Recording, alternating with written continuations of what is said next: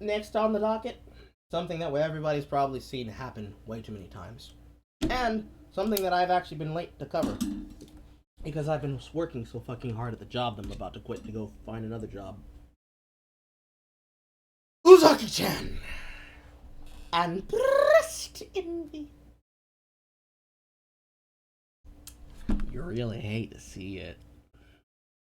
People being jealous of other people's blessings. I don't think there's anything more pathetic than being jealous of an anime character. But let's go over from the top, shall we? Anime comes out. Uzaki-Chan wants to hang out. A character featured in a blood drive in Japan to raise money, to help people. Complained about by an infamous figure that everybody mocks, known by the name of Unseen Japan. A white man who no longer even lives in Japan. Whose entire claim is that, haha, I live in the country, chuds. Japan is totally not like this super fucking dank gamer ethno-snake that you actually think it is. They do what woke skulls do. And they complain and say Uzaki-Chan is a king that sexualizes the idea of pedalized children and sexualizes women. And find it, but watch it if you can't find it. On live national Japanese television, gets roasted by every single member of the panel. But because he rose to think about it and it reached the West, Westerners, the gaijin, start complaining and yelling and screaming. This is sexist, this is bullshit, you shouldn't be allowed to do this! And it gets taken down. Uzaki-Chan as the mascot of the blood drive.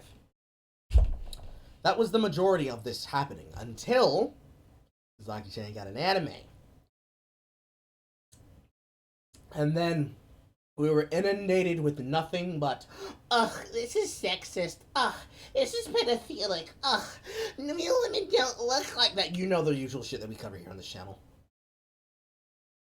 But you see,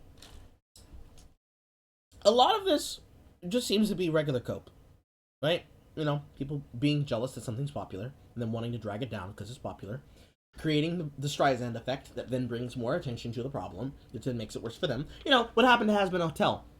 By the way, tell me how you're living, people who are mad about Hazbin Hotel, now that it's shipped to series. But no, this was the same situation, same as it ever was, as it usually is. But I have a taste. I have a taste of the top of the touch about this. Because this is very eerily similar to what happened in Project Melody.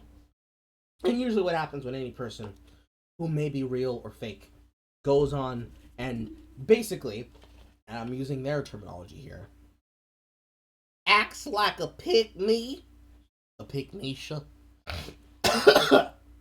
and says, no, she's not unrealistic. Look at these! I'm totally like that, guys. What do you mean? Why are you being so? Why are you suppressed? Right? Hundreds of thousands of women, both here in America, overall in the world, overseas, and very much in Japan. Women saying, yo, what is actually the problem? She actually looks like me. And insecure women ranting, saying, these women are being such pick-me-shas, right? I don't think it's just as simple. It's just hatred. In reality, I think it's something much more complex. I think the problem can actually be forced down to breast envy. Or just body envy in general. I wouldn't go so far to say envy and dysmorphia, because I have seen some trans people complaining about it, but it usually tends to be for other reasons. But I think there might be some out there, if we speculate. So, I'm going to include everybody into my roast, and I'm going to say, you're being unhinged. Because, to be upset that there is a fictional character that is a short-stacked titty goblin, is one of the lowest things for you to be complaining about. It is ridiculous. It is ridiculous for you to complain about that. You shouldn't complain about that, but you do. Why? Why do you? The way I can't understand. Why don't?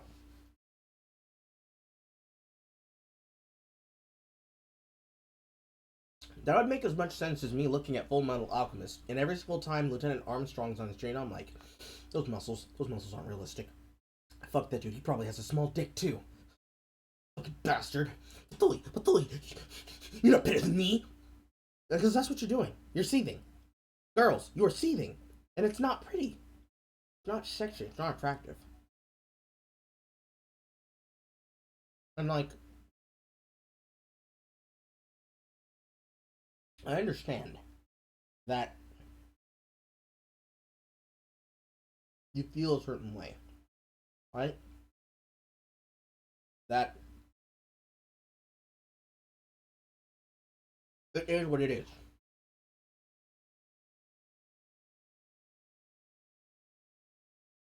And that you feel how you feel. I get you. I understand. You didn't win the genetic lottery. It's not fair. But life is not fair. Be it resolved that you don't care that the titty goblin exists and you're just upset about the standard and sexualization of women. You need to understand that it does not help you. It will not help you in your problem, right?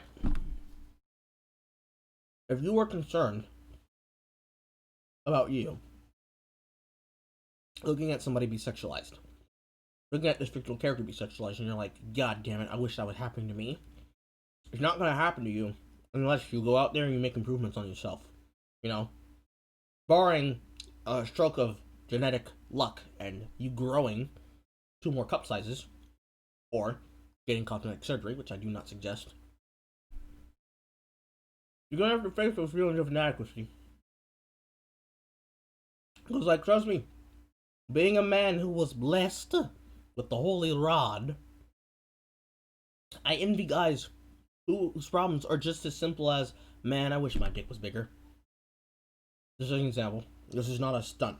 This is not a moment for me to brag. I'm using an actual example because, in reality, there are some times where it's actually a curse. It's actually a problem. It causes me issues. Sometimes my pants don't fit. Sometimes it's a struggle to find things that can make it not seem uncomfortable. Just to speculate for you some examples of how that affects me. And for women who have the large boobs, they too can be amber. They're both a blessing and a curse.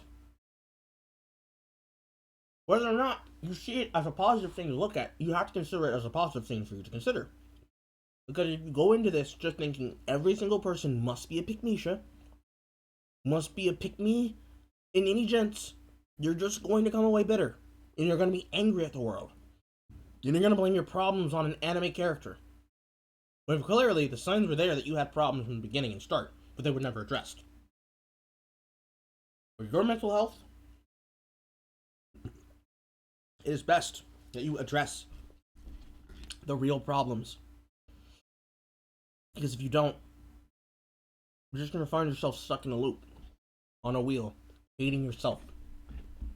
And be it beyond popular consent and belief, I am not a heartless fucking monster. I'm a lot of things, but I care, even for my enemies, or my rivals. Some of y'all are torturing yourselves over nothing.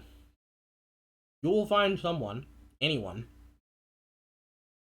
who will appreciate you for you. And that does include yourself.